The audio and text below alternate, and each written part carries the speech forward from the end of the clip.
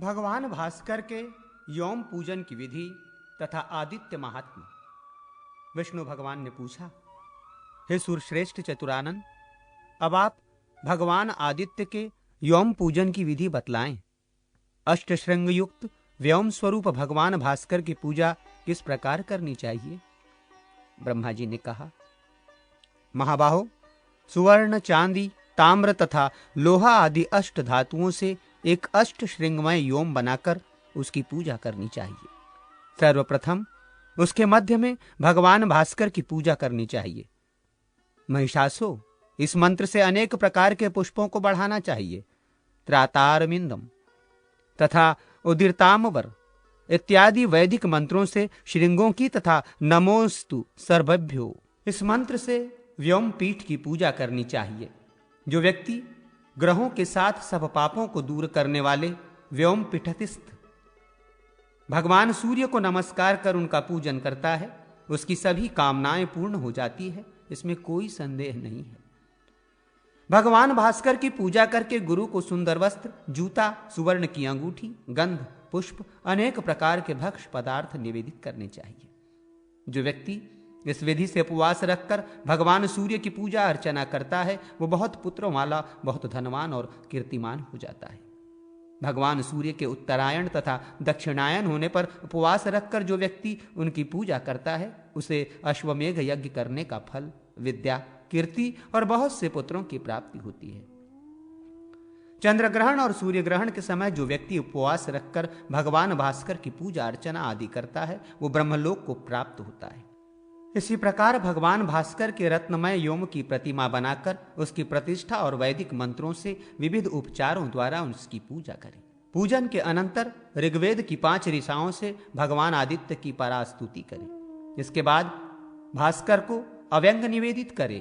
अनंतर भगवान सूर्य की दीप्ता, सूक्ष्मा, जया, भद्रा, विभूति, विमला, अमोघा, विद्युता तथा सर्वतोमुखी नाम वाली 9 दिव्य शक्तियों का पूजन करें। इस विधि से जो भगवान सूर्य की पूजा करता है, वो इस लोक और परलोक में सभी मनः कामनाओं को पूर्ण कर लेता है। पुत्र चाहने वाले को पुत्र तथा धन चाहने वाले को धन प्राप्त हो जाता है। कन्यार्थी को कन्या और वेदार्थी को वेद प्राप्त हो जाता है।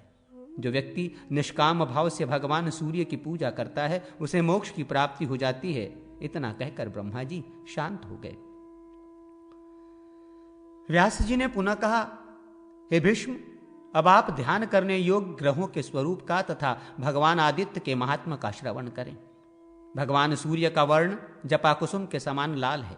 वे महातेजस्वी श्वेत पद्म पर स्थित हैं, सभी लक्षणों से समन्वित हैं, सभी अलंकारों से विभूषित हैं। उनके एक मुख हैं, 2 भुजाएं हैं, रक्त वस्त्र धारण किए हुए वे ग्रहों के मध्य में स्थित हैं। जो व्यक्ति तीनों समय एकाग्र चित्त होकर उनके इस रूप का ध्यान करता है, वो शीघ्र ही इस लोक में धन धान्य प्राप्त कर लेता है और सभी पापों से छूटकर तेजस्वी तथा बलवान हो जाता है।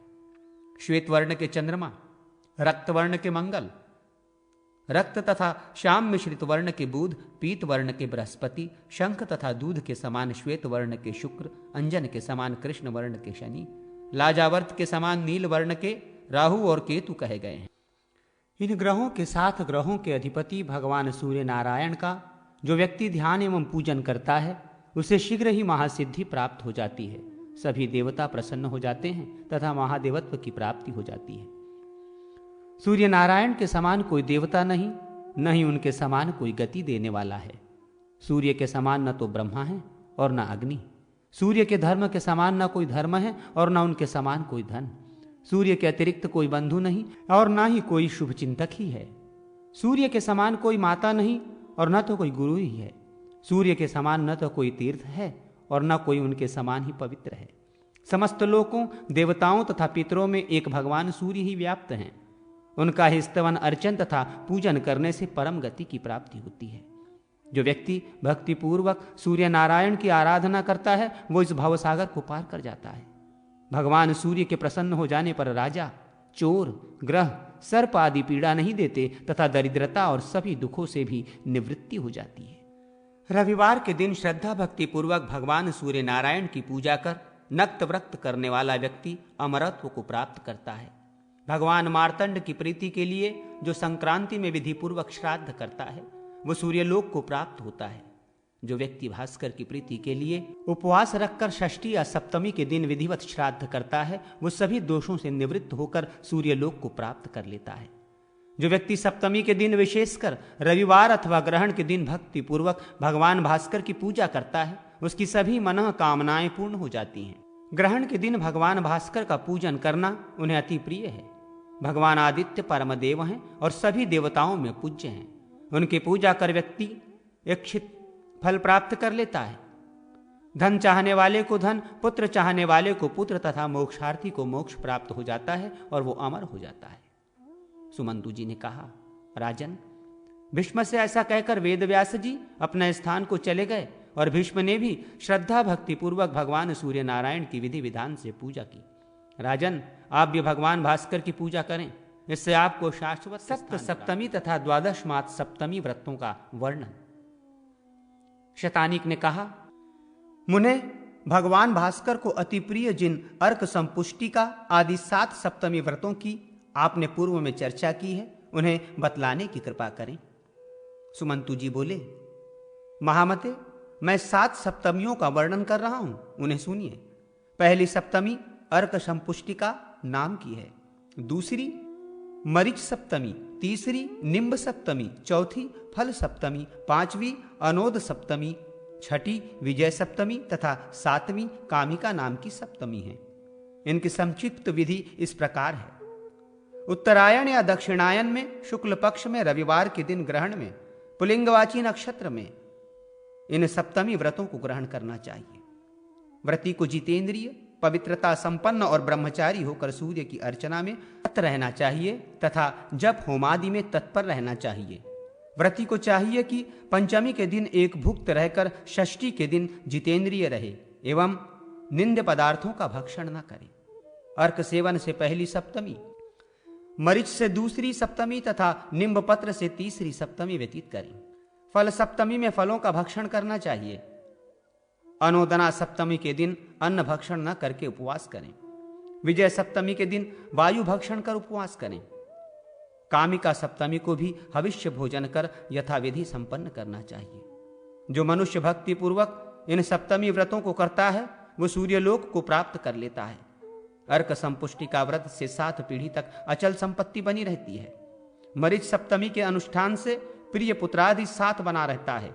निम्ब सप्तमी के पालन से सभी रोग नष्ट हो जाते हैं, इसमें कोई संशय नहीं है। और फल सप्तमी व्रत के करने से व्रती अनेक पुत्र पौत्रादि से युक्त हो जाता है। अनुदना सप्तमी के व्रत से धन धान्य, पशु, सुवर्ण, आरोग्य तथा सुख सदा सुलभ रहते हैं। विजय सप्तमी का व्रत करने से शत्रुगण नष्ट हो जाते हैं। कामिका सप्तमी का विधिवत अनुष्ठान करने से पुत्र की प्राप्ति होती है। अर्थ की कामना करने वाला अर्थ, विद्या प्राप्ति की कामना करने वाला विद्या और राज्य की कामना करने वाला राज्य प्राप्त करता है। पुरुष हो या स्त्री, इस व्रत को विधि पूर्वक संपन्न कर परम गति को प्राप्त कर लेते हैं। उनके लिए तीनों लोकों में कुछ भी दुर्लभ नहीं है। उनके कुल में न कोई अंधा होता है, न कुष्ठी, न नपुंसक और न कोई विकलांग तथा निर्धन। लोभवश, प्रमादवश या अज्ञानवश यदि व्रतभंग हो जाए तो 3 दिन तक भोजन न करें और मुंडन कराकर प्रायश्चित करें, पुनः व्रत के नियमों को ग्रहण करें।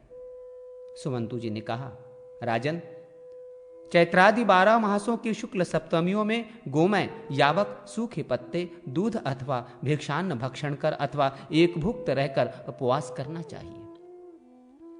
भगवान सूर्य की पूजा कमल पुष्प, नाना प्रकार के गंध, चंदन, गुग्गुल, धूप आदि विविध उपचारों से करनी चाहिए तथा इन्हीं उपचारों से श्रेष्ठ ब्राह्मणों की भी पूजा कर उन्हें दक्षिणा देकर संतुष्ट करना चाहिए।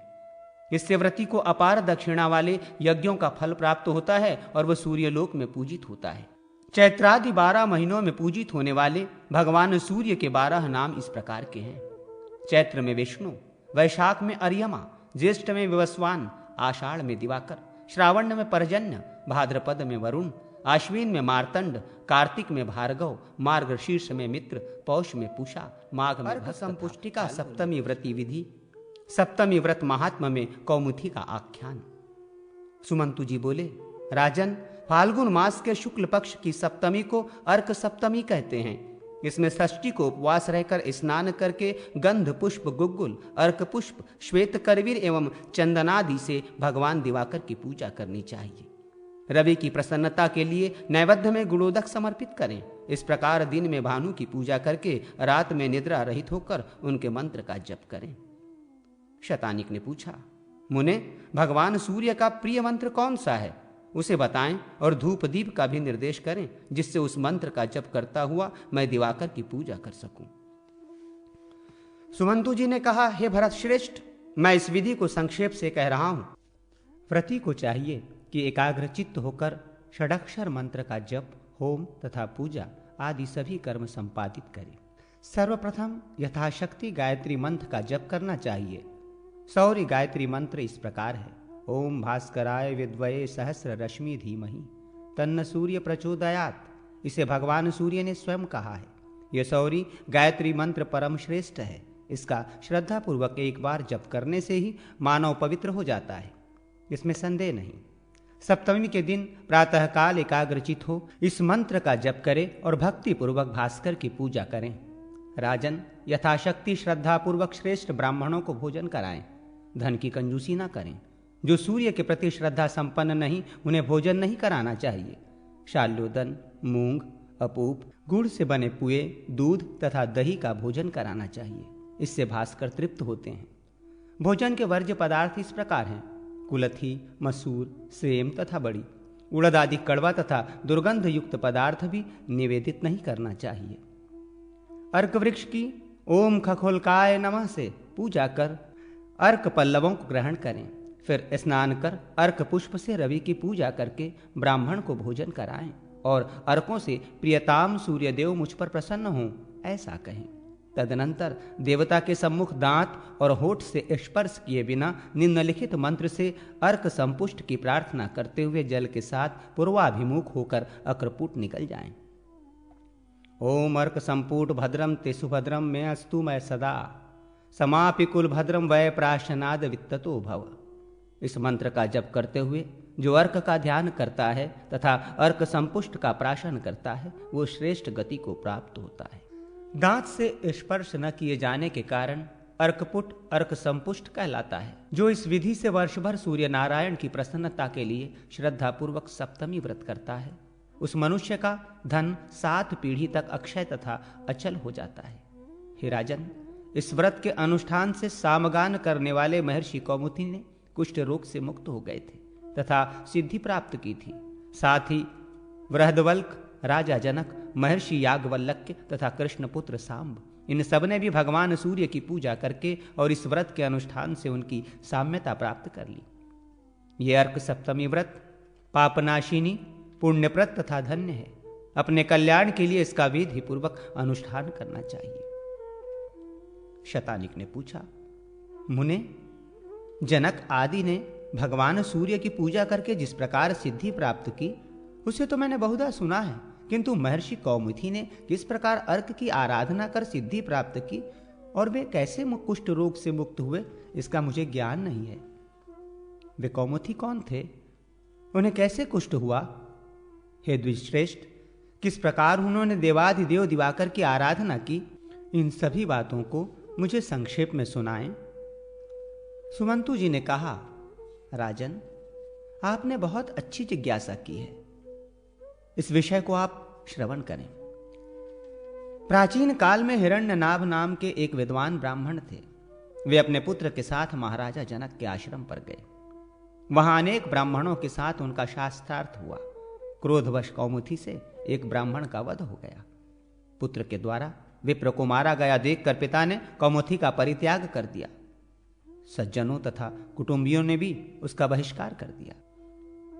शोक और दुख से दुखी होकर वे दिव्य देवालयों में गए और उन्होंने अनेक तीर्थों की यात्राएं की, किंतु ब्रह्म हत्या से मुक्ति न मिल सकी। ब्रह्म हत्या के कारण उन्हें भयंकर कुष्ठ नामक व्याधि ने प्रस्त कर लिया। नाक, कान आदि अंग गलकर गिर गए। शरीर से पीप और रक्त बहने लगा। समस्त पृथ्वी पर घूमते हुए वे पुनः अपने पिता के घर आए। दुख से व्याकुल चित्त हो उन्होंने अपने पिता से कहा, तात, मैं पवित्र तीर्थों और अनेक दिवालियों में गया, किंतु इस क्रूर ब्रह्म हत्या से मुक्त नहीं हो सका। प्रायश्चित करने पर भी मुझे इससे छुटकारा नहीं मिला है। अब मैं क्या करूं, कहां जाऊं, कैसे अपने रोग से मुक्ति पाऊं? हे अनध, अल्प परिश्रम साध्य जिस कर्म के करने से इस ब्रह्म हत्या रूपी व्याधि से मुझे छुटकारा मिले, उस उपाय को आप शीघ्र बताएं और मेरा कल्याण करें। हिरण्यनाभ ने कहा, पुत्र, पृथ्वी में घूमते हुए तुमने जो क्लेश प्राप्त किया है उसे मैं भली भांति जानता हूं। तुम अनेक तीर्थों में गए और प्रायश्चित भी किए, परंतु ब्रह्म हत्या से मुक्ति न मिली। अब मैं एक उपाय बताता हूं, उस उपाय से तुम अनायास ही ब्रह्म हत्या से मुक्त हो जाओगे। कौमुदी ने कहा, विभो, मैं ब्रह्मादि देवों में कितनी आराधना करूं? मैं तो शरीर से भी विकल हूं, अतः सभी कर्मों का यथावत संपादन मुझसे संभव नहीं। फिर किस प्रकार मैं देवता को संतुष्ट कर सकूंगा? हिरण्यनाभ ने कहा, ब्रह्मा, विष्णु, महादेव, वरुण आदि देवताओं ने भक्तिपूर्वक भगवान भास्कर की पूजा की है और इसी कारण वे स्वर्गलोक में आनंदित हो रहे हैं। हे पुत्र, मैं भगवान सूर्य के समान किसी भी देवता को नहीं जानता हूं। वे सभी कामनाओं को देने वाले और माता पिता तथा सभी के मान्य हैं, इसमें कोई संदेह नहीं। इसलिए तुम उनके मंत्र का जप करते हुए तथा सामवेद के मंत्रों का गान करते हुए भक्तिपूर्वक उनकी आराधना करो और उनसे संबंधित इतिहास पुराण आदि का श्रवण करो। इससे तुम्हें शीघ्र ही रोग से मुक्ति मिलेगी और तुम मोक्ष को प्राप्त कर लोगे। सुमंतु जी ने कहा, राजन, सामगान करने वाले महर्षि कौमुदी ने श्रद्धा समन्वित हो अपने पिता द्वारा निर्दिष्ट सूर्योपासना की विधि से भक्तिपूर्वक भगवान सूर्य की आराधना की। भगवान भास्कर की कृपा से वे महर्षि कौमुदी दिव्य मूर्तिमान हो गए और उन्होंने भगवान भास्कर के दिव्य मरीच सप्तमी व्रत वर्णन। सुमंतु जी ने कहा, हे वीर, मैंने तुमको अर्क संपुटिका व्रत की संक्षिप्त विधि बतलाई। अब मरीच सप्तमी का वर्णन कर रहा हूं। इसमें मरीच का भक्षण किया जाता है। चैत्र मास के शुक्ल पक्ष की षष्ठी तिथि को उपवास रखकर और सौर धर्म की विधि के अनुसार भक्तिपूर्वक भगवान भास्कर की पूजा करनी चाहिए। ओम व फट, ये महाबलशाली मंत्र साक्षात सूर्य स्वरूप ही है। इसका बारंबार स्मरण एवं जप करने से मानव 1 वर्ष में ही देवेश भगवान भास्कर का दर्शन प्राप्त कर लेता है और अंत में व्याधि तथा मृत्यु से मुक्त हो सूर्यलोक को प्राप्त करता है। व्रती आत्मशुद्ध्यर्थ मरीच सप्तमी के दिन सौर मंत्रों एवं मुद्राओं से हृदयादि अंगन्यास कर प्राणायात आदि करें। भगवान को अर्घ्य प्रदान करें, विविध पुष्पों को अर्पित करें, स्नान कराएं, नैवेद्य अर्पित करें, संयत होकर सूर्य मंत्रों का जप करें, व्योम मुद्रा दिखाकर प्रदक्षिणा करें, हवन करें और हृदय मुद्रा से भगवान का विसर्जन करें। भगवान के पूजन आदि कर्मों में तद्दत मुद्राओं को दिखाएं। मुद्राओं के नाम इस प्रकार हैं: किंकिणी, व्योम, अस्त्र, पद्मिनी, अर्किणी, ज्वालिनी, तेजिनी, गभस्तिनी, शंखिनी, सूर्यवक्त्रा, सहस्रकिरणा, उदया, मध्यमा, अस्तमनी, मालिनी, तर्जिनी तथा कुंप्रभा। इन मुद्राओं के साथ जो भगवान सूर्य की पूजा करता है उससे वे प्रसन्न हो जाते हैं। इस विधि से ब्रह्मा ने भगवान सूर्य की पूजा की थी। राजन, तुम भी इस विधि से भास्कर की पूजा करो। इस विधि से जो सदा रवि की पूजा करता है वो भगवान सूर्यदेव के दिव्य धाम को प्राप्त कर लेता है। नृप, इस विधि से देवेश की पूजा कर यथाशक्ति ब्राह्मण को विधि पूर्वक भोजन कराकर सप्तमी के दिन मंत्र पूर्वक सूर्य का स्मरण करते हुए मौन होकर भोजन करें और भोजन से पहले मरीच की इस प्रकार प्रार्थना करें: ओम खगोलखाय स्वाहा, प्रियंता प्रिय संवदो भव स्वाहा। ऐसा करने से व्रती को प्रिय व्यक्ति का समागम उसी क्षण प्राप्त हो जाता है। यह मरीच सप्तमी प्रिय संगमदायिनी और पुण्य को प्रदान करने वाली तथा कामनाओं की पूर्ति करने वाली है। 1 वर्ष तक इस सप्तमी व्रत का पालन करने से पुत्रादिकों वियोग नहीं होता। इसलिए महाबाहो, इस प्रियदायिनी सप्तमी को तुम भी करो। देवराज इंद्र ने इस मरीच सप्तमी को उपवास कर महाराज्ञ शची का संग प्राप्त किया था। महाबलशाली राजा नल ने भी इसी सप्तमी को उपवास कर दमयंती को प्राप्त किया था और श्री राम ने भी इस सप्तमी के दिन उपवास कर भगवती निम्ब सप्तमी तथा फल सप्तमी व्रत का वर्णन।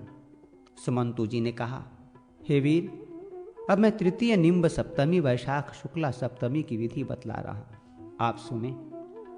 इसमें नीम पत्र का सेवन किया जाता है। यह सप्तमी सभी तरह के व्याधियों को हरने वाली है।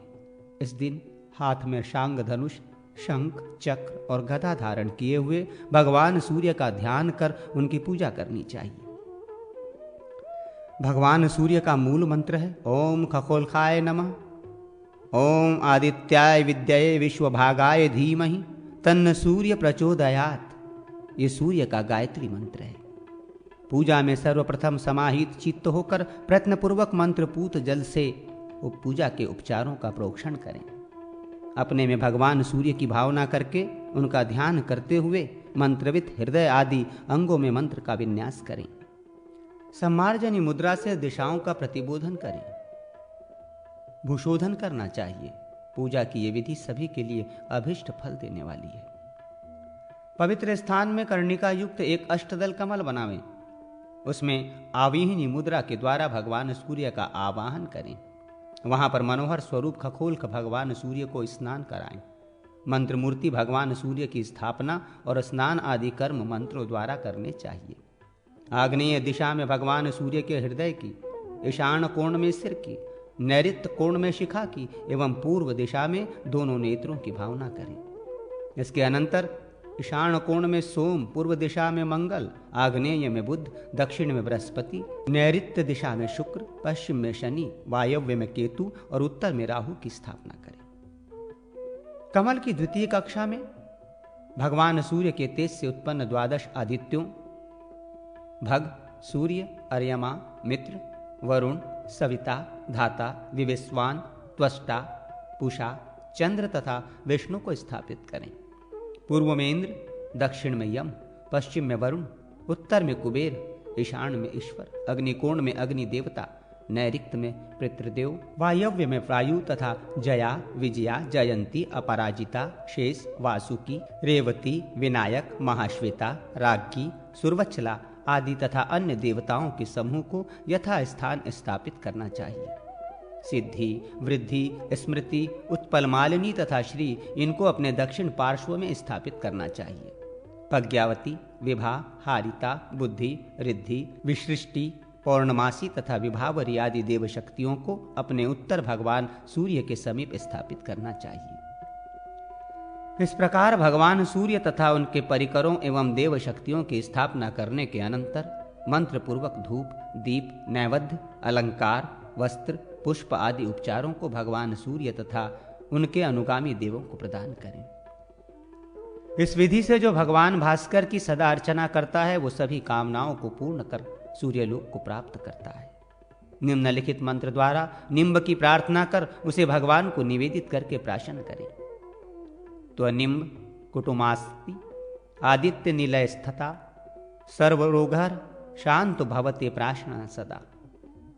हे निम्ब, तुम भगवान सूर्य के आश्रय स्थान हो। तुम कटु स्वभाव वाले हो। तुम्हारे भक्षण करने से मेरे सभी रोग सदा के लिए नष्ट हो जाएं और तुम मेरे लिए शांत स्वरूप हो जाओ। इस मंत्र से निम्ब का प्राशन कर भगवान सूर्य के समक्ष पृथ्वी पर बैठकर सूर्य मंत्र का जप करें। इसके बाद यथाशक्ति ब्राह्मणों को भोजन कराकर दक्षिणा दें।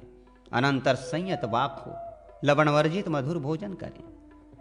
इस प्रकार 1 वर्ष तक इस निम्ब सप्तमी का व्रत करने वाला व्यक्ति सभी रोगों से मुक्त हो सूर्यलोक को जाता है। सुमंतु जी ने कहा, राजन, भाद्रपद मास के शुक्ल पक्ष की सप्तमी तिथि को उपवास कर भगवान सूर्य की सौर विधान से पूजा करनी चाहिए। पुनः अष्टमी को स्नान कर दिवाकर की पूजा कर ब्राह्मणों को खजूर, नारियल, मातुलुंग, बिजौरा तथा आम्र के फलों को भगवान के सम्मुख रखना चाहिए और मार्तंड प्रियताम ऐसा कहकर इन्हें ब्राह्मणों को निवेदित कर दें। ये फल सप्तमी कहलाते हैं। सर्वेन्तु भवन्तु सफला मम कामा सम्मन्तता ऐसा कहकर स्वयं भी उन्हीं फलों का भक्षण करें। इस फल सप्तमी का 1 वर्ष तक श्रद्धा भक्ति पूर्वक व्रत करने से पुत्र पौत्रों की प्राप्ति। ब्राह्म पर्व, श्रवण का महात्म, पुराण श्रवण की विधि, पुराणों तथा पुराणवाचक व्यास की महिमा। सुमंतु जी ने कहा, राजन, भविष्य पुराण के इस प्रथम ब्राह्म पर्व के सुनने से मानव संपूर्ण पापों से मुक्त हो जाता है तथा सहस्रों अश्वमेघ, वाजपेय एवं राजसूय यज्ञों, सभी तीर्थ यात्राओं, वेदाभ्यास तथा पृथ्वीदान करने का फल प्राप्त कर लेता है। इतिहास पुराण के श्रवण के अतिरिक्त ऐसा कोई साधन नहीं जो संपूर्ण पापों से मुक्त कर सके। पुराण श्रवण का जो फल बतलाया गया है वही फल पुराण के पाठ से भी होता है, इसमें कोई संदेह नहीं। शतानिक ने पूछा, भगवान, महाभारत, रामायण एवं पुराणों का श्रवण तथा पठन किस विधान से करना चाहिए? पुराण वाचक के क्या लक्षण हैं? भगवान खगोल्क का क्या स्वरूप है? वाचक की विधिवत पूजा करने से क्या फल होता है?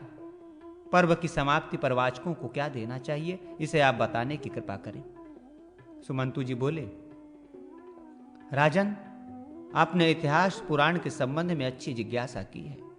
महाबाहो, इस संबंध में पूर्व काल में देवगुरु बृहस्पति तथा ब्रह्मा जी के मध्य जो संवाद हुआ था उसे आप श्रवण करें। मानव विशेष भक्तिपूर्वक इतिहास और पुराण श्रवण कर ब्रह्म इत्यादि सभी पापों से मुक्त हो जाता है। पवित्र होकर प्रातः, सायं तथा रात्रि में जो पुराण का श्रवण करता है उस व्यक्ति से ब्रह्मा, विष्णु तथा महेश संतुष्ट हो जाते हैं। प्रातःकाल भगवान ब्रह्मा, सायंकाल विष्णु और रात्रि में महादेव प्रसन्न होते हैं। राजन, अब वाचक के विधान को सुनिए। पवित्र वस्त्र पहनकर शुद्ध होकर प्रदक्षिणा पूर्वक जब वाचक आसन पर बैठता है तो वो देव स्वरूप हो जाता है। आसन न बहुत ऊंचा हो न बहुत नीचा। वाचक के आसन की सदा वंदना की जानी चाहिए। वाचक के आसन को व्यासपीठ कहा जाता है। पीठ को गुरु का आसन समझना चाहिए। वाचक के आसन पर सुनने वाले को कभी भी नहीं बैठना चाहिए। देवताओं की अर्चना करके विशेष रूप से ब्राह्मण की पूजा करनी चाहिए। सभी समागत व्यक्तियों को साथ में लेकर पुराण ग्रंथ वाचक के लिए प्रदान करें। उस ग्रंथ को नतमस्तक होकर प्रणाम करें, तब शांत चित्त होकर श्रवण करें। ग्रंथ का सूत्र, धागा वासुकी कहा गया है। ग्रंथ का पत्र भगवान ब्रह्मा, उसके अक्षर जनार्दन, सूत्र शंकर तथा पंक्तियां सभी देवता हैं। सूत्र के मध्य में अग्नि और सूर्य स्थित रहते हैं। इनके आगे सभी ग्रह तथा दिशाएं अवस्थित रहती हैं। शंकु को मेरु कहा गया है। रिक्त स्थान को आकाश कहा गया है। ग्रंथ के ऊपर तथा नीचे रहने वाले दो काष्ठफलक, धावा, पृथ्वी रूप में सूर्य और चंद्रमा हैं। इस प्रकार संपूर्ण ग्रंथ देवमय है और देवताओं द्वारा पूजित है। इसलिए अपने कल्याण की कामना से इतिहास पुराणादि श्रेष्ठ ग्रंथों को अपने घर में रखना चाहिए। उन्हें नमस्कार करना चाहिए तथा उनकी पूजा करनी चाहिए। राजन, वाचक ग्रंथ को हाथ में ग्रहण कर ब्रह्मा, व्यास, वाल्मीकि, विष्णु, शिव, सूर्य आदि को भक्ति पूर्वक प्रणाम करके श्रद्धा समन्वित होकर ओजस्वी स्वर में अक्षरों का स्पष्ट उच्चारण करते हुए तथा 7 स्वरों से युक्त यथा समय यथोचित रस एवं भावों को प्रकट करते हुए ग्रंथ का पाठ करें। इस प्रकार वाचक के मुख से जो श्रोता नियमतः श्रद्धा पूर्वक इतिहास, पुराण और रामचरित को सुनता है वो सभी फलों को प्राप्त कर सभी रोगों से मुक्त हो जाता है और विपुल पुण्य को प्राप्त कर भगवान के उत्तम और अद्भुत स्थान को प्राप्त करता है। श्रोता को चाहिए कि वो स्नानादि से पवित्र होकर वाचक को प्रणाम करके उसके सम्मुख आसन पर बैठे और वाणी को संयत कर सुसमाहित हो वाचक की बातों को सुने। महाबाहो, व्यास स्वरूप वाचक को नमस्कार करने पर संशय के बिना अन्य कुछ भी नहीं बोलना चाहिए।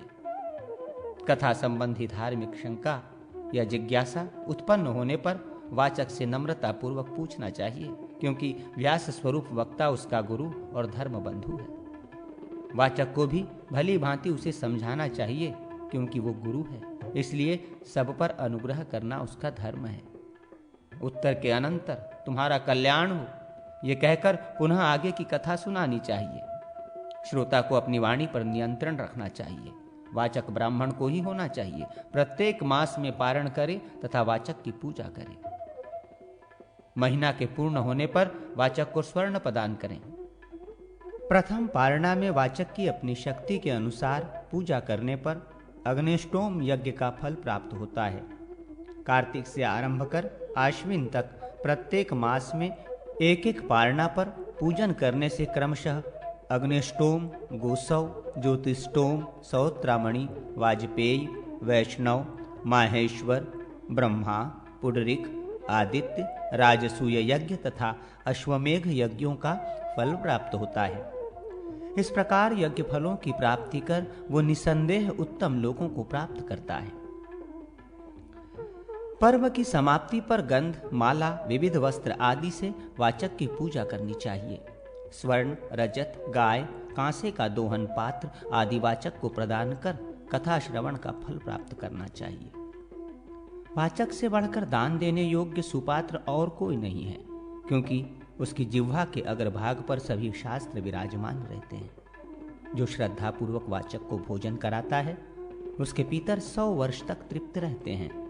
जैसे सभी देवों में सूर्य श्रेष्ठ है, वैसे ही ब्राह्मणों में वाचक श्रेष्ठ है। वाचक व्यास कहा जाता है। जिस देश, नगर, गांव में ऐसा व्यास निवास करता है वो क्षेत्र श्रेष्ठ माना जाता है। वहां के निवासी धन्य हैं, कृतार्थ हैं, इसमें संदेह नहीं। वाचक को प्रणाम करने से जिस फल की प्राप्ति होती है उस फल की प्राप्ति अन्य कर्मों से नहीं होती। जैसे कुरुर क्षेत्र के समान कोई दूसरा तीर्थ नहीं, गंगा के समान कोई नदी नहीं, भास्कर से श्रेष्ठ कोई देवता नहीं, अश्वमेघ के समान कोई यज्ञ नहीं, पुत्र जन्म के तुल्य सुख नहीं, वैसे ही पुराण वाचक व्यास के समान कोई ब्राह्मण नहीं हो सकता। देव कार्य, पितृ कार्य, सभी कर्मों में ये परम पवित्र है। राजन, इस प्रकार मैंने पुराण श्रवण की विधि तथा वाचक के महात्म्य को बतलाया। विधि के अनुसार ही पुराणादि का श्रवण एवं पाठ करना चाहिए। स्नान, दान, जप, होम, पितृपूजन तथा देव पूजन आदि सभी श्रेष्ठ कर्म विधि पूर्वक अनुष्ठित होने पर ही उत्तम एवं धर्म की महिमा। जयति भुवन दीपो भास्करो लोककर्ता, जयति च शशिदेय श्रांग धनवा मुरारी, जयति च शशिमौली रुद्रनामाभिधेयो, जयति सकल मौली भार्यानुमाश्चित भानु। संसार की सृष्टि करने वाले भुवन के दीप स्वरूप भगवान भास्कर की जय हो। श्याम शरीर वाले श्रांगुधरुंधाली भगवान मुरारी की जय हो। मस्तक पर चंद्रमा धारण किए हुए भगवान रुद्र की जय हो। सभी के मुकुटमणि तेजोमय भगवान चित्रभानु सूर्य की जय हो। एक बार पौराणिकों में श्रेष्ठ रोमहर्षक सूत जी से मुनियों ने प्रणाम पूर्वक पुराण संहिता के विषय में पूछा। सूत जी मुनियों के वचन सुनकर अपने गुरु सत्यवती पुत्र महर्षि वेदव्यास को प्रणाम कर कहने लगे, मुनियों, मैं जगत के कारण ब्रह्म स्वरूप को धारण करने वाले भगवान हरि को प्रणाम कर पाप का सर्वथा नाश करने वाली पुराण की दिव्य कथा सुनाता हूं, जिसके सुनने से सभी पाप कर्म नष्ट हो जाते हैं और परम गति प्राप्त होती है। द्विजगण, भगवान विष्णु के द्वारा कहा गया भविष्य पुराण अत्यंत पवित्र एवं आयुष्यप्रद है। अब मैं उसके मध्यम पर्व का वर्णन करता हूं, जिसमें देव प्रतिष्ठा आदि इष्टापूर्ति कर्मों का वर्णन है। उसे आप सुने।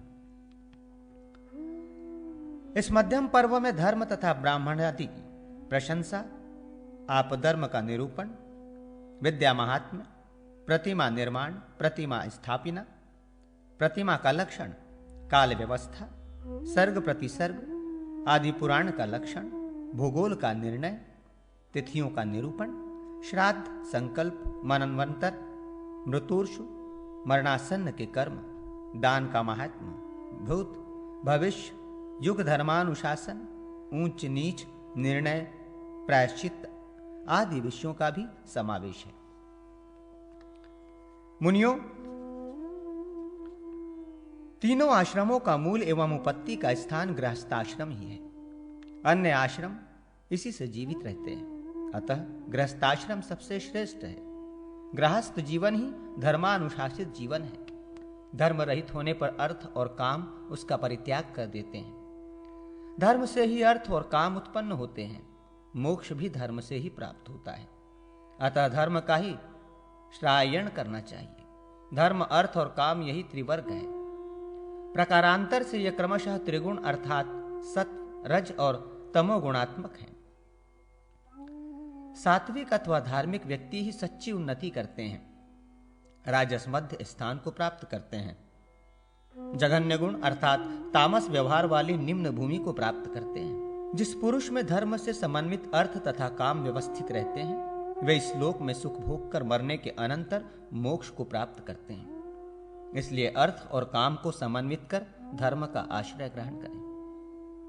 ब्रह्मवादियों ने कहा है कि धर्म से ही सब कुछ प्राप्त हो जाता है। स्थावर जंगम अर्थात संपूर्ण चराचर विश्व को धर्म ही धारण करता है। धर्म में धारण करने की जो शक्ति है वो ब्राह्मी शक्ति है। वो आदंत रहित है, कर्म और ज्ञान से प्राप्त हो जाती है, इसमें कोई संशय नहीं। अतः ज्ञान पूर्वक कर्मयोग का आचरण करना चाहिए। प्रवृत्ति मूलक और निवृत्ति मूलक के भेद से वैदिक कर्म दो प्रकार के हैं। ज्ञान पूर्वक त्याग संन्यास है। सन्यासियों एवं योगियों के कर्म निवृत्ति परक हैं और गृहस्थों के वेद शास्त्रानुकूल कर्म प्रवृत्ति परक है। अतः प्रवृत्ति की सिद्ध हो जाने पर मोक्षकामी को निवृत्ति का आश्रय लेना चाहिए, नहीं तो पुनः पुनः संसार में आना पड़ता है। शम, दम, दया, दान, अलोभ, विषयों का त्याग, सरलता या निश्चलता, निष्क्रोध, अनुसया, तीर्थयात्रा, सत्य, संतोष, आस्तिकता, श्रद्धा, इंद्रिय निग्रह, देव पूजन, विशेष रूप से ब्राह्मण पूजा, अहिंसा, सत्यवादिता, निंदा का परित्याग, शुभानुष्ठान, शौचाचार्य, प्राणियों पर दया, ये श्रेष्ठ आचरण सभी वर्णों के लिए सामान्य रूप से कहे गए हैं। श्रद्धा मूलक कर्म ही धर्म कहे गए हैं। धर्म श्रद्धा भाव से ही स्थित है। श्रद्धा ही निष्ठा है, श्रद्धा ही प्रतिष्ठा है और श्रद्धा ही धर्म की जड़ है। विधि पूर्वक गृहस्थ धर्म का पालन करने वाले ब्राह्मणों को प्रजापति लोक, क्षत्रियों को इंद्रलोक, वैश्यों को अमृत लोक और तीनों वर्णों की परिचर्या पूर्वक जीवन व्यतीत करने वाले शूद्रों को गंधर्व तथा 7 उधर्व एवं 7 पाताल लोकों का वर्णन। श्री सूत जी बोले, मुनियों, अब मैं कल्प के अनुसार सैकड़ों मनवंतरों के अनुगत ईश्वर संबंधी काल चक्र का वर्णन करता हूं। सृष्टि के पूर्व ये सब परम अंधकार, निमग्न एवं सर्वथा अप्रतिज्ञात स्वरूप था। उस समय परम कारण व्यापक एकमात्र रुद्र ही अव्यवस्थित थे। सर्वव्यापक भगवान ने आत्मस्वरूप में स्थित होकर सर्वप्रथम मन की सृष्टि की, फिर अहंकार की सृष्टि की। उसमें शब्द, स्पर्श, रूप, रस तथा गंध नामक पंचन्न मात्रा तथा पंच महाभूतों की उत्पत्ति की। इनमें से 8 प्रकृति हैं, अर्थात दूसरे को उत्पन्न करने वाली हैं। प्रकृति, बुद्धि, अहंकार, रूप, रस, गंध, शब्द और स्पर्श की तन्मात्राएं। 5 महाभूत, 5 ज्ञानेंद्रियां, 5 कर्मेंद्रियां और मन, ये 16 इनकी विकृतियां हैं। ये किसी भी प्रकृति में नहीं है, क्योंकि इनमें किसी भी की उत्पत्ति नहीं होती। शब्द, स्पर्श, रूप, रस और गंध, ये 5 ज्ञानेंद्रियों के विषय हैं। कान का शब्द, त्वक का स्पर्श, चक्षुका का रूप, जिह्वा का रस, नासिका का गंध। प्राण, अपान, समान, उदान और व्यान के भेद से वायु के 5 प्रकार हैं। सत्व, रज और तम, ये 3 गुण कहे गए हैं। प्रकृति त्रिगुणात्मिकता है और उससे उत्पन्न सारा चराचर विश्व भी त्रिगुणात्मक है। उस भगवान वासुदेव के तेज से ब्रह्मा, विष्णु और शंभु का आविर्भाव हुआ है। वासुदेव अशरीरी, अजन्मा तथा अनियोजित है। उनसे परे कुछ भी नहीं है। वे प्रत्येक कल्प में जगत और प्राणियों की सृष्टि एवं उपसंहार भी करते हैं। 72 युगों का एक मनवंतर और 14 मनवंतर का एक कल्प होता है। यह कल्प ब्रह्मा का एक दिन और रात है। भूलोक, भुवरलोक, स्वरलोक, जनलोक, तपोलोक, सत्यलोक और ब्रह्मलोक, ये 7 लोक कहे गए हैं। पाताल, वितल, अतल, तल, तलातल, सुतल और रसातल, ये 7 पाताल हैं। इनके आदि, मध्य और अंत में रुद्र रहते हैं।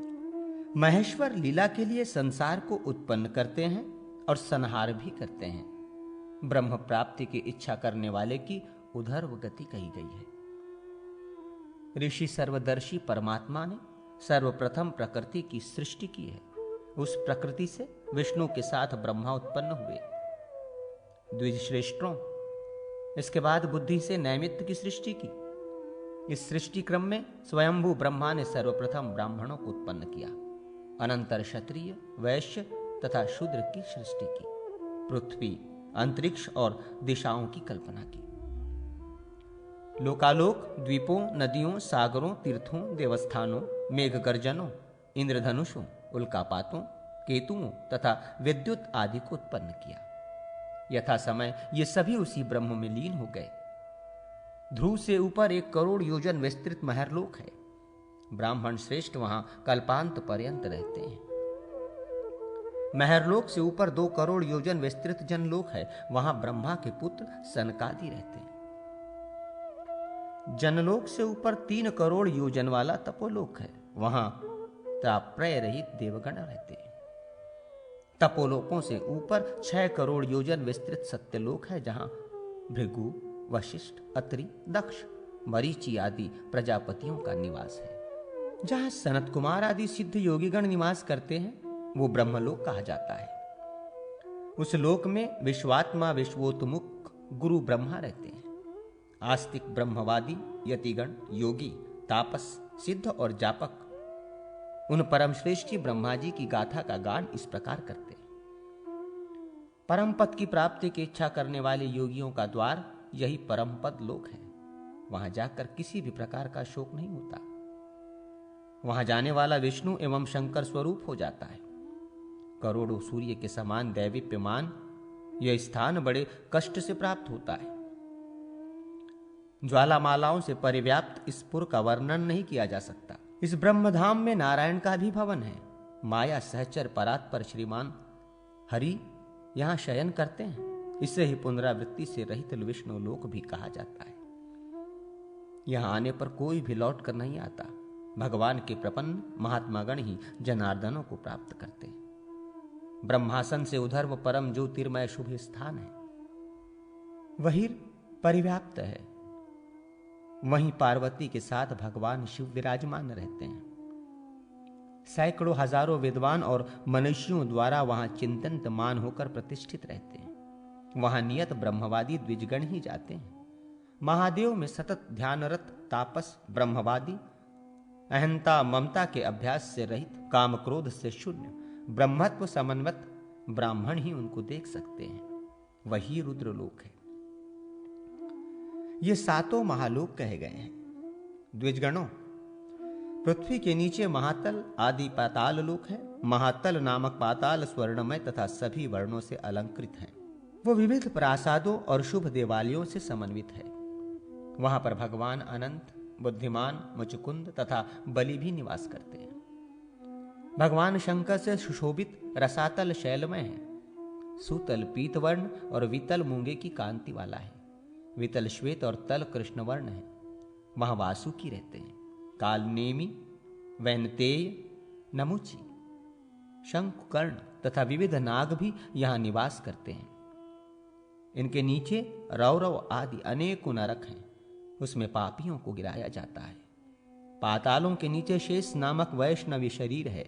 वहां कालाग्नि रुद्र स्वरूप नरसिंह भगवान, लक्ष्मीपति भगवान विष्णु नाग रूपी अनंत के नाम भूगोल एवं ज्योतिष चक्र का वर्णन। श्री सुत जी बोले, मुनियों, अब मैं भुवरलोक का वर्णन करता हूं। भुवरलोक में जम्बू, प्लक्ष, शालमली, कुरुष, कौंच, शाक और पुष्कर नाम के 7 महाद्वीप हैं, जो 7 समुद्रों से आवृत हैं। एक द्वीप से दूसरे द्वीप क्रम क्रम से ठीक दूने दूने आकार एवं विस्तार वाले हैं, और एक सागर से दूसरे सागर भी दूने आकार के हैं। शिरोध, इक्षुरसोध, शारोध, धृतोध, दयोद, क्षीरसलील तथा जलोद, ये 7 महासागर हैं। ये पृथ्वी 50 करोड़ योजन विस्तृत समुद्र से चारों ओर से घिरी हुई तथा 7 द्वीपों से समन्वित है। जम्बूद्वीप सभी द्वीपों के मध्य में सुशोभित हो रहा है। उसके मध्य में सोने की कांति वाला महामेरु पर्वत है। इसकी ऊंचाई 84,000 योजन है। ये महामेरु पर्वत नीचे की ओर 16,000 योजन पृथ्वी में प्रविष्ट है और ऊपरी भाग में इसका विस्तार 32,000 योजन है। नीचे तलहटी में इसका विस्तार 16,000 योजन है। इस प्रकार ये पर्वत पृथ्वी रूप कमल की कर्णिका कोश के समान है। इस मेरु पर्वत के दक्षिण में हिमवान, चिमकूट और निषद नामक पर्वत हैं। उत्तर में नील, श्वेत तथा श्रृंगी नामक वर्ष पर्वत है। मध्य में लक्ष्य योजन प्रमाण वाले 2 निषद और नील पर्वत हैं। उनसे दूसरे 10-10 हजार योजन कम है। अर्थात हेमकूट और श्वेत 90,000 योजन तक तथा हिमवान और श्रृंगी 80-80 हजार योजन तक फैले हुए हैं। वे सभी 2-2 हजार योजन लंबे और इतने ही चौड़े हैं। द्विजों, मेरु के दक्षिण भाग में भारतवर्ष है।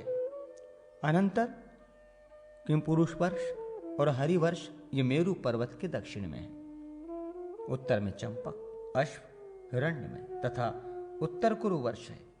ये सब भारतवर्ष के समान ही हैं। इनमें से प्रत्येक का विस्तार 9 सहस्र योजन है। इनके मध्य में इलाव्रत वर्ष है और उसके मध्य में उन्नत मेरु स्थित है।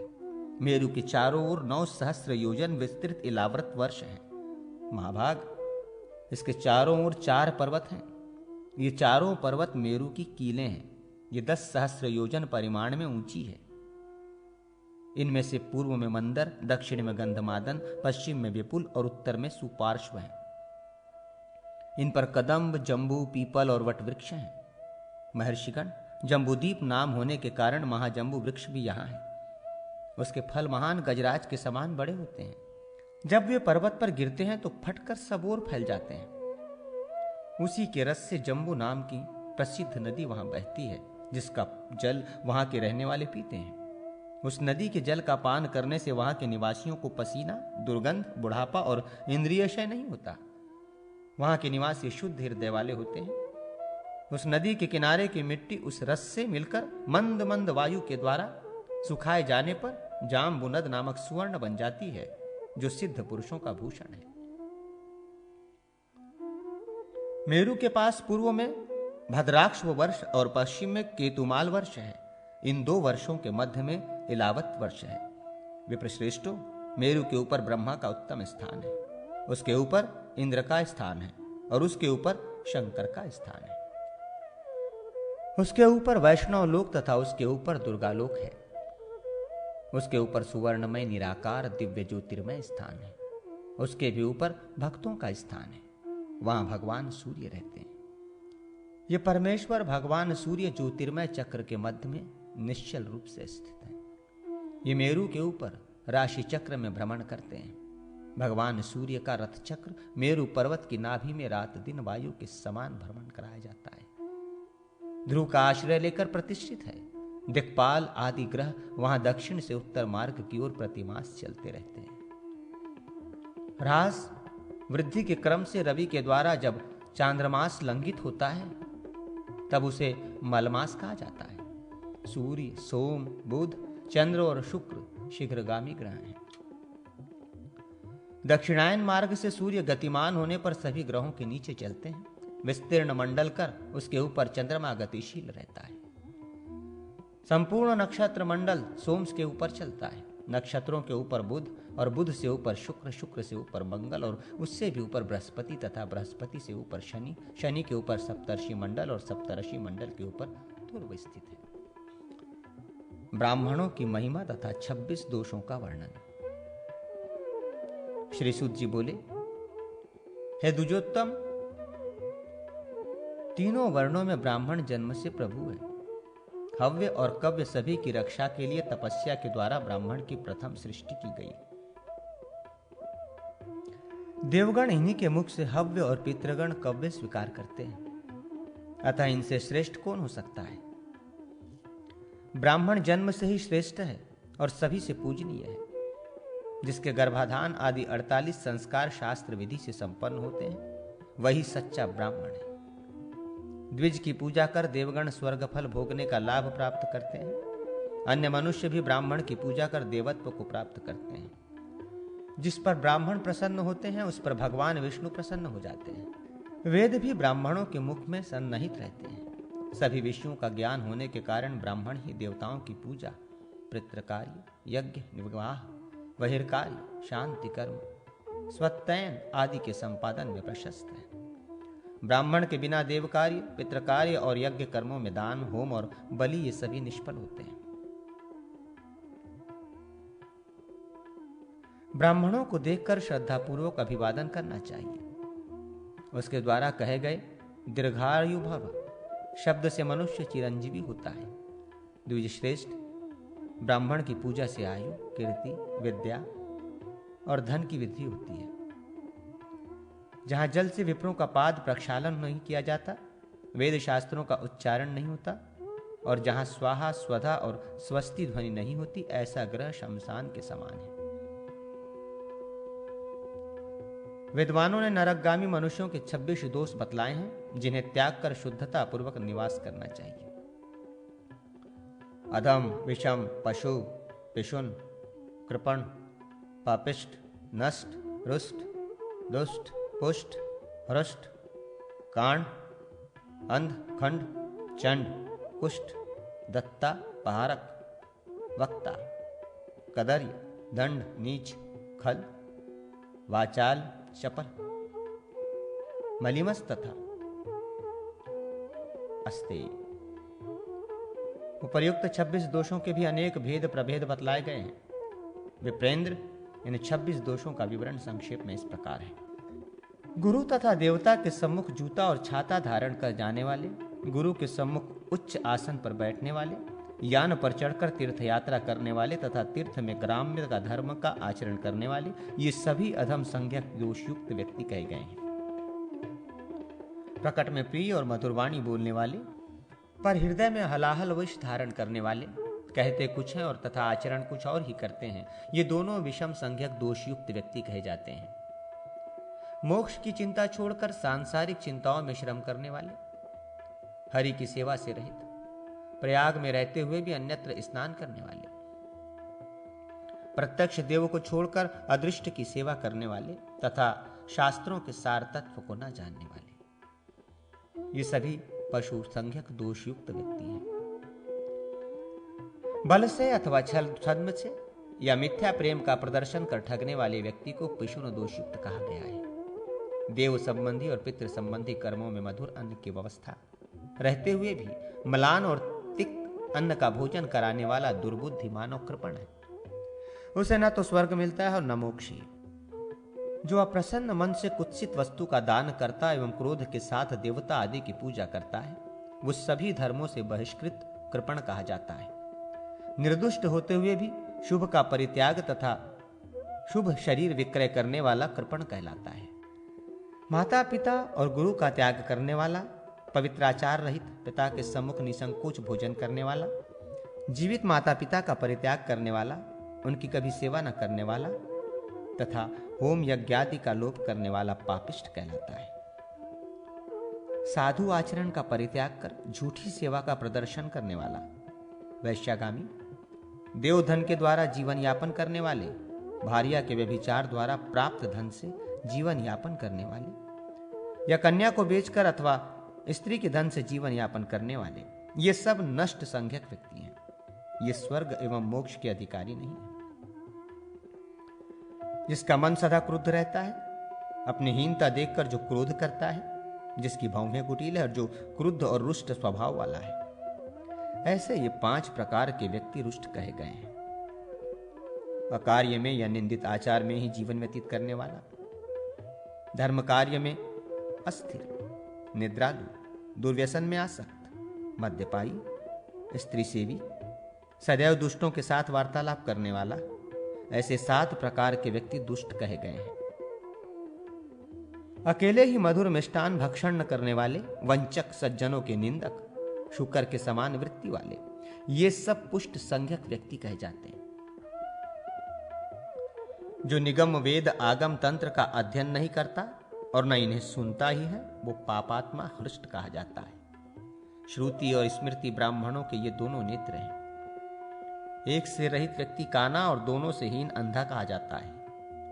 अपने सहोदर से विवाद करने वाला, माता पिता के लिए अप्रिय वचन बोलने वाला खंड कहा जाता है। शास्त्र की निंदा करने वाला, चुगलखोर, राजगामी, शूद्र सेवक, शूद्र की पत्नी से अनाचरण करने वाला, शूद्र के घर पर पके हुए अन्न को एक बार भी खा लेने वाला या शूद्र के घर पर 5-5 दिनों तक निवास करने वाला व्यक्ति चंड दोष वाला कहा जाता है। 8 प्रकार के कुष्ठों से समन्वित त्रिकुष्टि शास्त्र में निंदित व्यक्तियों के साथ वार्तालाप करने वाला अधम व्यक्ति कुछ दोषयुक्त कहा जाता है। कीट के समान भ्रमण करने वाला, कुत्सित दोष से युक्त व्यापार करने वाला दत्तापहारक कहा गया है। कुपंडित एवं अज्ञानी होते हुए भी धर्म का उपदेश देने वाला वक्ता है। गुरुजनों की वृत्ति को हरण करने की चेष्टा करने वाला तथा काशी निवासी व्यक्ति यदि बहुत दिन तक काशी को छोड़कर अन्यत्र निवास करता है वो कदर्य कंजूस है। मिथ्या क्रोध का प्रदर्शन करने वाला तथा राजा न होते हुए भी दंड विधान करने वाला व्यक्ति दंड उद्दंड कहा जाता है। ब्राह्मण, राजा और देव संबंधी धन का हरण कर उस धन से अन्य देवता या ब्राह्मणों को संतुष्ट करने वाला या उस धन का भोजन या अन्न को देने वाला व्यक्ति खर के समान ही नीच है। जो अक्षर अभ्यास में तत्पर व्यक्ति केवल पढ़ता है किंतु समझता नहीं, व्याकरण शास्त्र शून्य व्यक्ति पशु है। जो गुरु और देवता के आगे कहता कुछ है और करता कुछ और है, अनाचारी और दुराचारी है, वो नीच कहा जाता है। गुणवान एवं सज्जनों में जो दोष का अन्वेषण करता है वो व्यक्ति खल कहलाता है। भाग्यहीन व्यक्ति से परिहास युक्त वचन बोलने वाला तथा चांडालों के साथ निर्लज होकर वार्तालाप करने वाला वाचाल कहा जाता है। पक्षियों के पालने में तत्पर बिल्ली के द्वारा आनित भक्ष को बांटने के बहाने बंदर की भांति स्वयं भक्षण करने वाला, व्यर्थ में तृण का छेदक, मिट्टी के ढेलों को व्यर्थ में भेदन करने वाला, मांस भक्षण करने वाला और अन्य की स्त्री के आसक्त रहने वाला व्यक्ति चपल कहलाता है।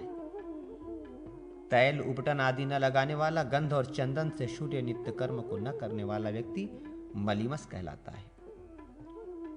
अन्याय से अन्य के घर का धन ले लेने वाला तथा अन्याय से धन कमाने वाला, शास्त्र निषिद्ध धनों को ग्रहण करने वाला, देव पुस्तक, रत्न, मणि, मुक्ता, अश्व, गौ, भूमि तथा स्वर्ण का हरण करने वाला स्तेय चोर कहा जाता है। साथ ही देव चिंतन तथा परस्पर कल्याण चिंतन न करने वाले, गुरु तथा माता पिता का पोषण न करने वाले और उनके प्रति पालनीय कर्तव्य का आचरण न करने वाले एवं उपकारी व्यक्ति के साथ समुचित व्यवहार न करने वाले, ये सभी अस्थेयी हैं। इन सभी दोषों से युक्त व्यक्ति रक्तपूर्ण नरक में निवास करते हैं। इनका सम्यक ज्ञान संपन्न हो जाने पर मनुष्य देवत्व को प्राप्त कर लेता है।